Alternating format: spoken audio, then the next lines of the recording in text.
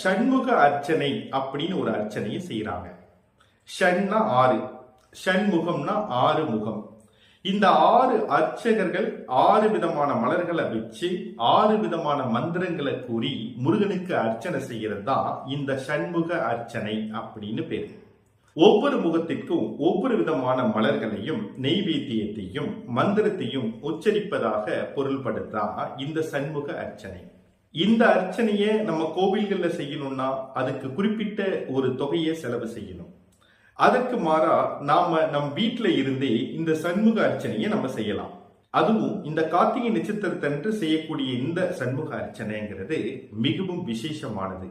அப்படி இந்த அர்ச்சனையை எப்படி நம்ம செய்யறதுங்கிறத இப்ப நம்ம பார்க்கலாம்.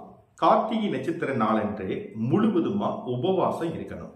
அன்றைய தினம் முருகப்பெருமானோட படத்தை சுத்தமா துடைத்து சந்தன குங்குமம் வைத்து மாலையிட்டு